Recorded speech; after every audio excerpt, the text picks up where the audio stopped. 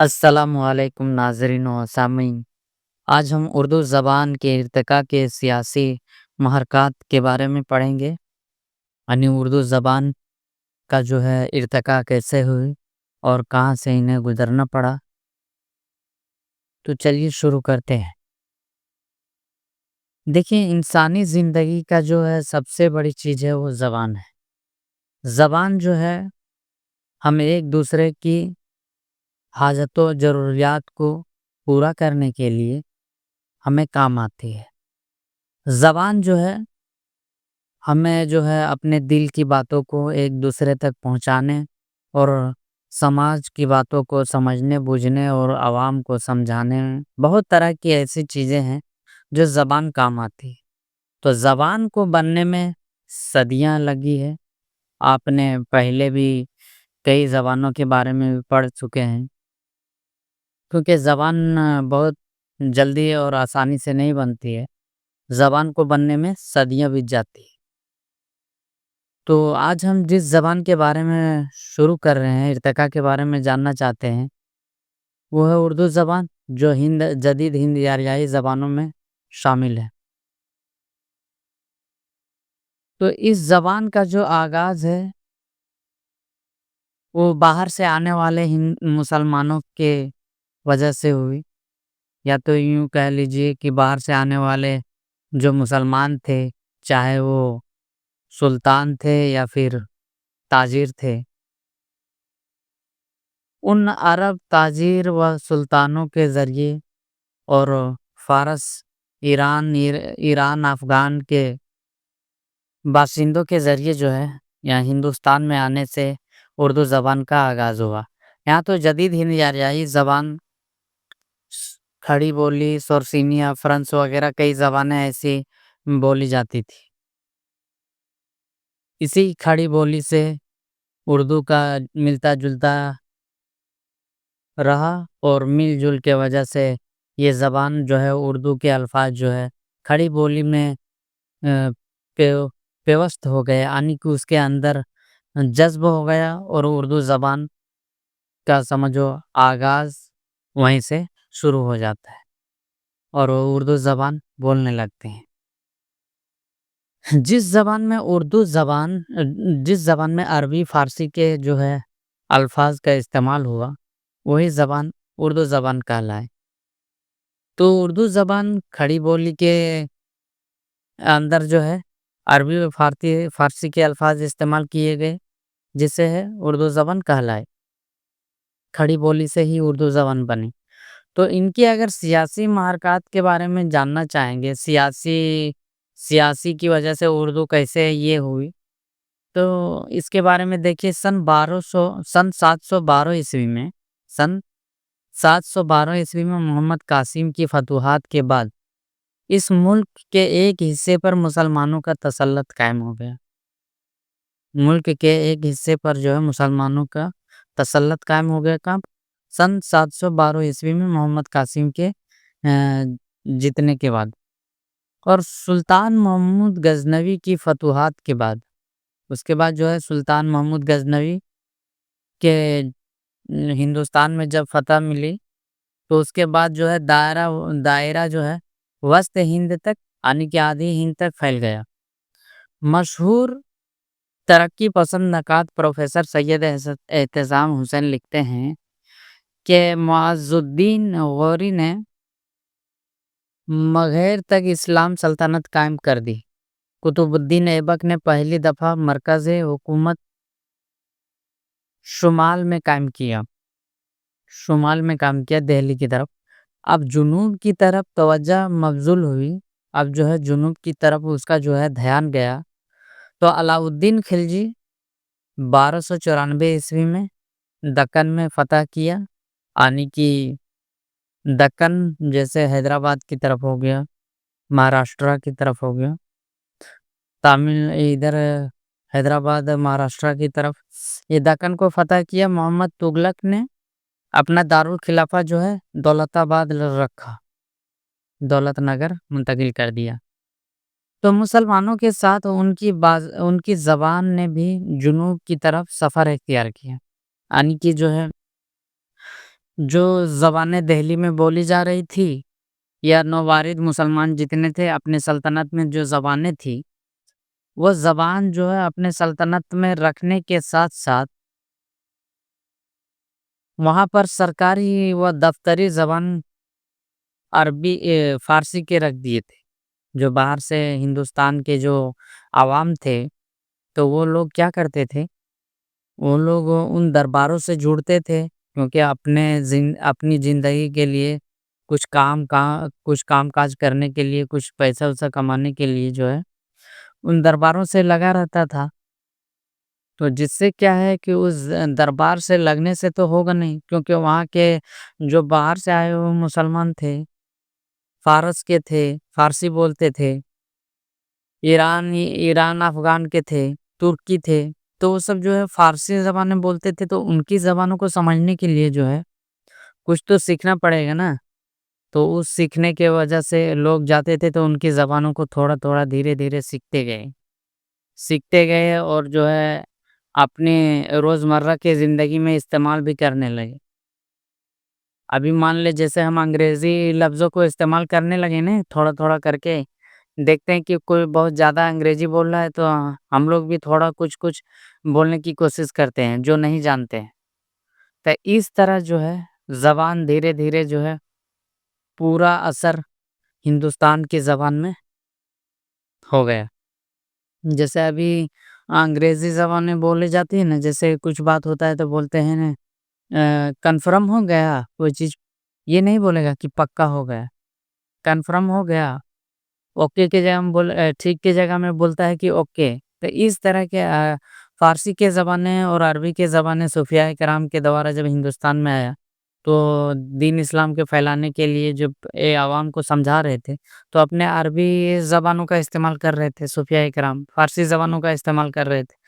تو اس طرح لوگ جو ہے سمجھنے کے لیے ان زبانوں کو اخذ کرتے گئے، یعنی کہ اپناتے گئے اور ایک ایک الفاظ کو ذہن میں رکھا اور آپسی میں بھی اسی لفظ کے ذریعے جو ہے ایک دوسرے کو بتاتے تھے. تو عوام میں جو ہے دونوں زبانوں عربی فارسی کا زبان جو ہے عوام جو ہے اپنے اندر اخذ کر لیے، اور یہاں تک کہ اپنے گلی محلے بازاروں میں جو ہے ان کا جو ہے بڑی زور و شور سے جو ہے ارتقا ہونے لگا، عوام بولنے لگے.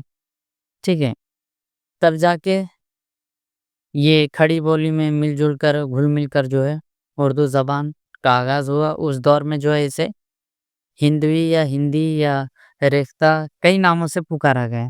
اسی زمانے میں اردو زبان کو ادبی حیثیت ملنا شروع ہو گیا. بہمنی سلطنت کے قیام کے دور جب 1294 میں دکن کو فتح کیا محمد تغلق نے اور اپنا دارالخلافہ جو ہے دولت آباد کر دیا، تو مسلمانوں کے ساتھ جو ہے ان کی زبان نے بھی جنوب کی طرف سفر اختیار کی. یعنی کہ جو مسلمانوں کے ساتھ جو ہے ان کی زبان جو تھی عربی فارسی، وہ یہ جو ہے لے دے کے کہاں چل گیا، جنوب کی طرف سفر اختیار کیا. دکن میں بہمانی سلطنت کا قیام اس دور کا اہم واقعہ ہے. دکن میں جو ہے بہمانی سلطنت کا جو قیام ہے اس دور کا جو ہے اہم واقعہ ہے. اس زمانے میں اردو زبان کو ادبی حیثیت ملنا شروع ہو گیا. ادبی حیثیت جیسے کتابیں لکھنے، شعر و شاعری اس دور میں جو ہے دکن میں سب سے پہلے لکھی گئی تھی کتابیں. اردو حیثیت اردو زبان کو ادبی حیثیت ملنا شروع ہو گیا. اور جب بہمنی سلطنت کا زوال شروع ہوا تو اردو کا ابتدائی فروغ عمل میں آ چکا تھا. یعنی کہ ابتدا جو ہے اردو کا جو ہے عمل میں ابتدا ہو چکا تھا، اور وہ جو ہے بڑی زور و شور سے پھیل بھی رہے تھے اردو زبان. اس حقیقت سے انکار ممکن نہیں کہ زبان اردو کی تشکیل و تعمیر میں بر صغیر کی دو بڑی قوموں کا بڑا اہم رول رہا ہے. جب ہم اردو زبان کے ارتقاء کے سیاسی محرکات کی تلاش کرتے ہیں تو ہمیں ان مسلم بادشاہوں کی حکومت پر بھی نظر رکھنی ہے جو باہر سے آئے تھے. وہ اپنے ساتھ صرف سیاسی طاقت لے کر نہیں آئے تھے بلکہ بہت سے لسانی یعنی کہ بہت سے و زبانیں و سماجی عمل بھی ساتھ ساتھ جو ہے لے کر آئے تھے، اور ہندوستان میں ان کا جو ہے اسی طور طریقے پر کام کر رہے تھے۔ اردو زبان کے ارتقاء کے حوالے سے ان تمام سیاسی عوامل پر نظر رکھنے ہوں گے نظر رکھنے ہوں گی۔ انہی سیاسی واقعات میں ایک واقعہ یہ ہے کہ تیمور لنگ جسے کہتے ہیں، امیر تیمور کے حملے کے سبب بہت سے لوگوں نے گجرات کا رخ کیا۔ امیر تیمور کے حملے کے سبب وجہ سے بہت سے لوگ گجرات کا سفر کیا، گجرات کی طرف اپنا رخ کیا، اپنا بوریہ بستر اٹھایا اور گجرات کی طرف چل پڑے، اور اپنے ساتھ وہ اردو زبان بھی یہاں سے لے کر چلے گئے، جو کچھ گجراتی کہلائی۔ 1526 میں ظہیر الدین بابر نے دہلی میں مغلیہ سلطنت قائم کی تو ہندوستانی تہذیب میں ایرانی اثرات غالب ہو گئے۔ ٹھیک ہے، 1526 میں ظہیر الدین بابر نے جب دہلی میں مغلیہ سلطنت قائم کر دی تو ہندوستانی تہذیب میں ایرانی اثرات نمودار ہو گئے، غالب ہو گئے، اس میں دیکھنے کو ملنے لگا۔ دہلی میں فارسی کو سرکاری اور ادبی زبان کا ہی درجہ حاصل ہوا۔ کہا نا کہ دہلی میں فارسی کو سرکاری ادبی زبان کا درجہ حاصل ہو گیا، یعنی کہ ظہیر الدین بابر نے فارسی زبان کو یہاں پر اپنے سلطنت میں سرکاری زبان کے طور پر رکھا۔ جیسے آج ہم کورٹ کچہری میں تھانہ پولیس کرتے ہیں یا کہیں بھی جگہ جاتے ہیں تو ہندی یا انگریزی زبان دیکھنے کو ملتا ہے نا، تو اس دور میں مغلیہ سلطنت کے دور میں فارسی زبانیں رہی سرکاری زبان میں، جو کہ آج بھی دیکھنے کو ملتا ہے، ہمیں زمین کے کاغذوں میں لکھا ملے گا ان کی زبانوں کے بارے میں۔ دہلی میں فارسی کو سرکاری اور ادبی زبان کا درجہ حاصل ہوا، لیکن دکن اور گجرات کے علاقوں میں مقامی زبان ابتدائی اردو پھلنے پھولنے کے موقع میسر آتے رہے، یعنی کہ یہاں پر دیکھیے فارسی زبان شروع ہو گیا، اور گجرات میں امیر تیمور کے ساتھ جب حملے میں جب وہ گجرات کی طرف رخ کیے نا سب لوگ، تو یہاں سے جو کچھ کیا بولتے ہیں اس کو، تغلق کے دور میں جو زبانیں بولی جاتی تھی، خلجی کے دور میں جو زبانیں بولی جاتی تھی، ان زبانوں کو تھوڑی بہت سیکھے ہوئے تھے ان لوگ، وہی زبان گجرات میں بولنے لگے، تو وہ یہ اردو کی ابتدائی دور تھا، یعنی کہ تھوڑے بہت عربی فارسی کے زبان استعمال کر رہے تھے ان لوگ، تو گجرات میں وہی زبانیں پھیلنے پھولنے لگی۔ ٹھیک ہے، دہلی میں شاہجہاں کے زمانے میں اردو زبان کو فروغ حاصل ہوا۔ دہلی میں شاہجہاں کے دور میں اردو کو فروغ حاصل ہوا۔ بقول محمد حسین آزاد کا کہنا ہے کہ تعجب ہوا کہ ایک بچہ شاہجہانی بازار میں پھرتے ملے، شعرا اسے اٹھا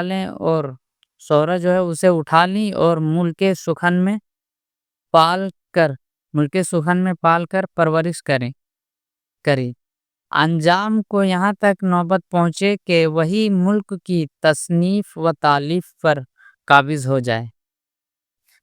قدیم ہندوستانی کے رہنے والے عام لوگ، پرانے ہندوستان کے رہنے والے جو عام لوگ تھے، ہندوستان کے باہر سے آنے والے مسلم حکمرانوں اور ان کے لواحقین کے باہمی ربط سے ایک نئی زبان اردو کا جنم ہوا۔ ہم نے یہ بات ابھی شروع میں اور پہلے بھی کہہ چکا کہ ہندوستان کے رہنے والے عام لوگ جو تھے، یہاں کے جو زبانیں تھی ہندوستان کے، پہلے کئی طرح کے الگ الگ جگہوں پر الگ الگ زبانیں تھی، اور مسلم حکمرانوں کے آنے سے اور ان کے ساتھ جو اور بھی ان کے ساتھ آئے تھے، تو ان مسلمانوں اور ہندوستان کے عوام کی زبانوں کو آپسی مل جل کی وجہ سے نئی زبان اردو کا جنم ہوا۔ اگر اردو کی پہچان کہی جائے تو کہا جاتا ہے کہ اردو میں عربی فارسی کے اگر الفاظ پائے جائے تو وہی زبان اردو ہو جاتی ہے، اور وہی اس میں کھڑی بولی میں وہ عربی فارسی کے زبان استعمال کیے جائے تو وہ زبان اردو ہو جاتی ہے، اور اس میں اگر سنسکرت کے سخت الفاظ استعمال کر دیے جائے تو وہ ہندی ہو جاتی ہے۔ ہندو اسی لیے کہتا آپسی مل جل کی وجہ سے جو ہے زبان اردو جنم ہوا۔ ہندوستان کی گنگا جمنی تہذیب متحدہ قومی تشخص باہمی اور ارتباط اور سماجی یگانگت قائم کرنے میں اردو زبان کو ایک اہم وسیلے کی حیثیت حاصل ہے۔ یہاں پر جو ہے ملے جلے لوگوں کی اور سماجی یکسانیت سماجی ایک کے وجہ سے سماج ایک ساتھ چلنے کی وجہ سے جو ہے اردو زبان کو اہم حیثیت حاصل ہوئی۔ اردو زبان نے تحریک آزادی میں بھی اہم کردار ادا کیا۔ اردو کا کوئی مخصوص علاقہ یا صوبہ نہیں ہے۔ اردو زبان کا جو ہے یہ خاص علاقے میں نہیں بولا جاتا ہے بلکہ پورے ہندوستان میں بولا جاتا ہے۔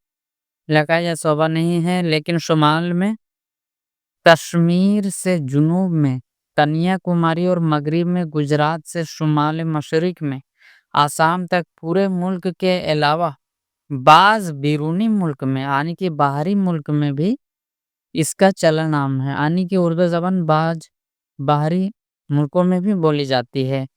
دہلی سے پنجاب اور دکن میں اس نے ابتدائی سفر طے کیا۔ دہلی سے پنجاب اور دکن میں اس نے ابتدائی سفر شروع کیا، یعنی شروعات وہیں سے کیا، دہلی، پنجاب اور دکن سے۔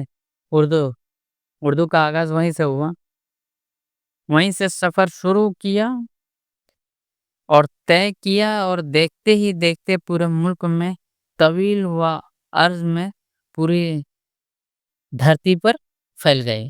ٹھیک ہے، یہی ہے اردو زبان کی تاریخی پس منظر، سیاسی پس منظر جو ہے سیاسی کے ذریعے سے جو ہے ہندوستان میں اردو زبان قائم ہوا اور بڑی زور و شور سے پھلا اور پھولا۔ ٹھیک ہے، خدا حافظ۔